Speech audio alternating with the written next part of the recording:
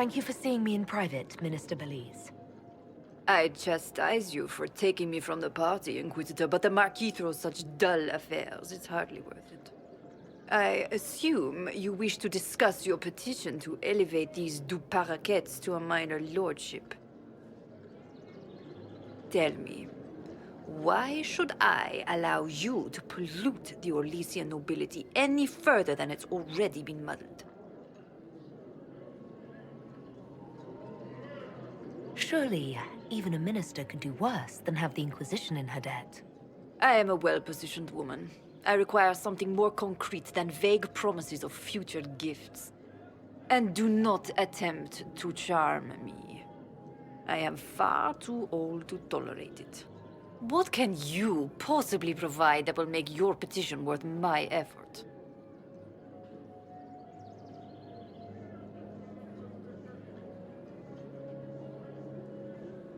Information. Unless you believe your sources better than agents of the Inquisition. Normally, I wouldn't trust your discretion. But the left hand of the Divine is working for you, is she not? Sister Leliana is a resourceful woman. I could certainly make use of her talents. Very well, Inquisitor. Should you fulfill this bargain, I shall raise the du Paraquets into lordship.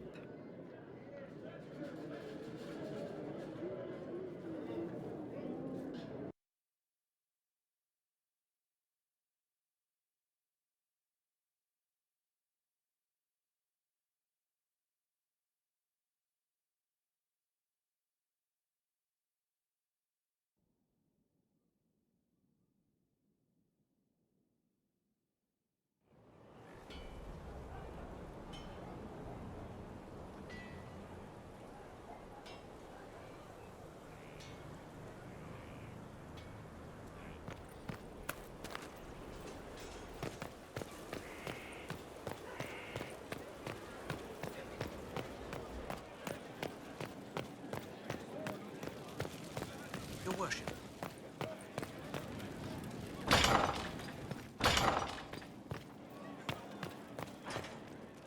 I must return to Valrayo to see that everything is in order. Please join me when you can. Inquisitor, is it true? Is the mark on your hand magic cast by Corypheus? Corypheus claimed it's a spell gone wrong. I wanted to think it was a blessing. A sign the Maker was returning to his creation. How credulous of me.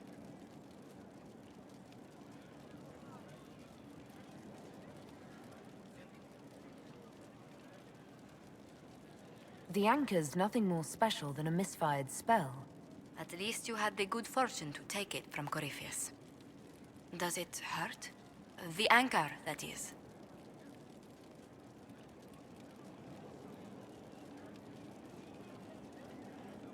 Only when I laugh.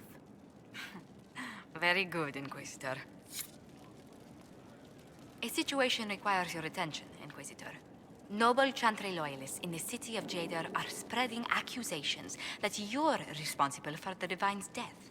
They're unusually organized. I recommend we send people to Jadar to deal with the matter.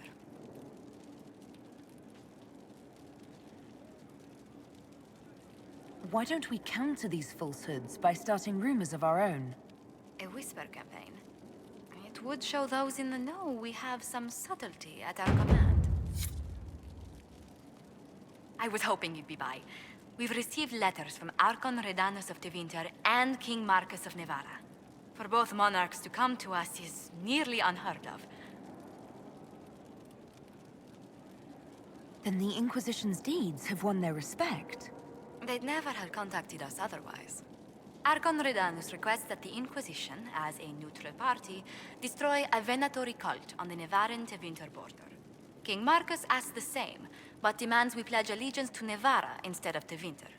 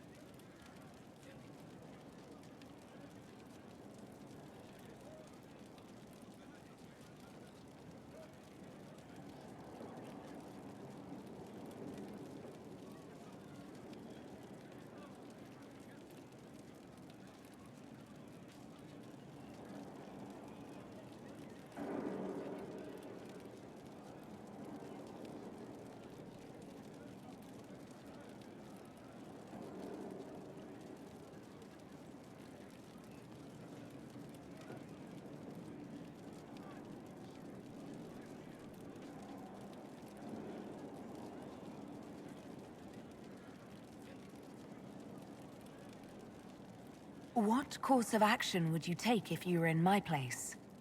Strained as their relationship with Orle is, I would assist the Imperium. Their friendship is difficult to win, and Marcus is a fading power. Tevinter is the longer, richer gain.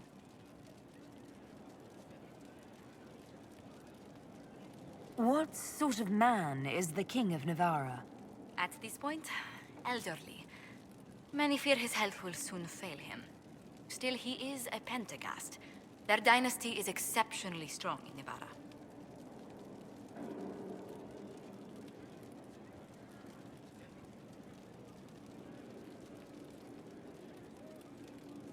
As a Pentagast, will Cassandra be upset if we don't help her relatives? With all respect to Sigar Pentagast, her interest in politics is best described as thin.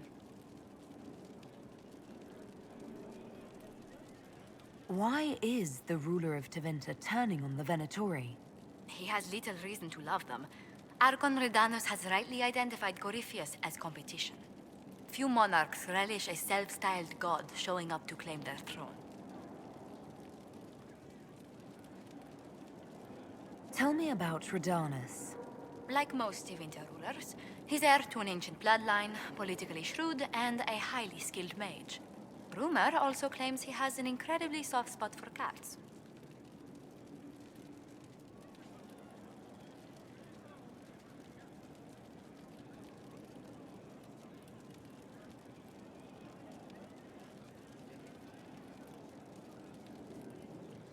Inform King Marcus the Inquisition will wipe the Venatori from his borders. Very well. It will be done.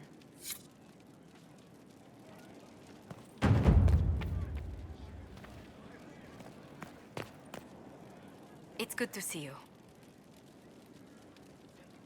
Let's speak later. Farewell.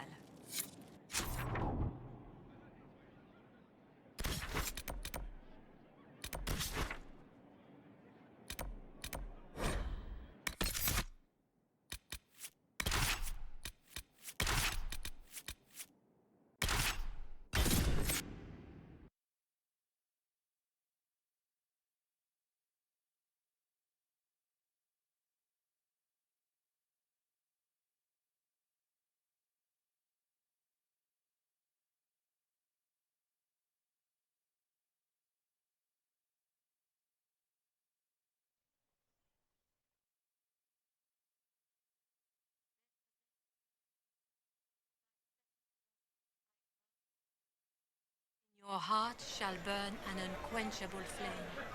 All-consuming and never satisfied. From the fade I crafted.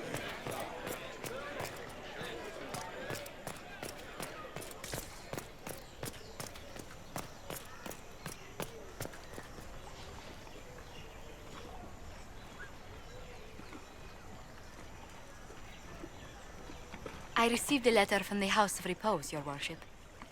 They acknowledge their contract is null and void. There is no longer a price on my life.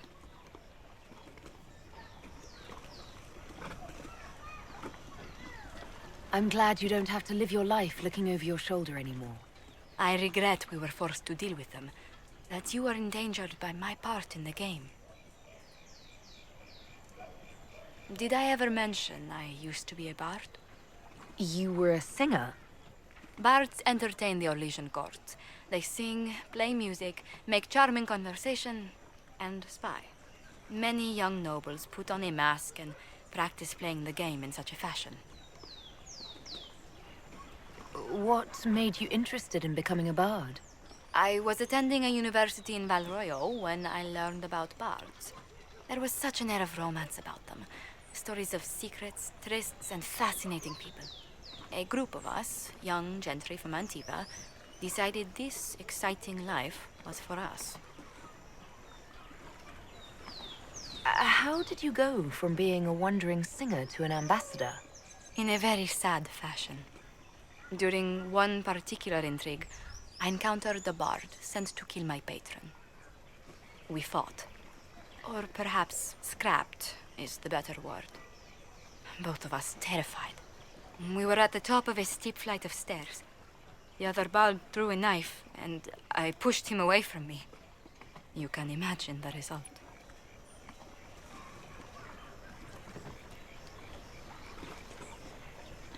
I don't see the fault. You survived, as did your patron. But it was such a waste, Inquisitor. When I took off his mask, I knew him. We'd attended parties together. If I'd stopped to reason, if I'd used my voice instead of scuffling like a common thug, I'll always wonder who that young man would have grown into.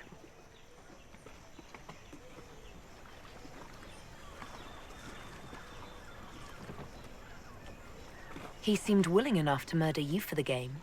Perhaps. I feel I'm the last to judge whether or not he would have actually used the blade. In all the commotion... Forgive me, I don't believe I ever thanked you for helping me with this.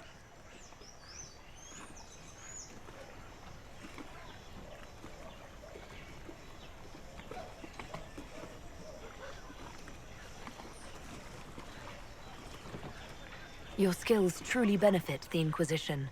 We wouldn't want to lose you. Well, House Montilyet will always be grateful to you. And should you ever visit Antiva, stories of the welcome we'll give you will be told for years.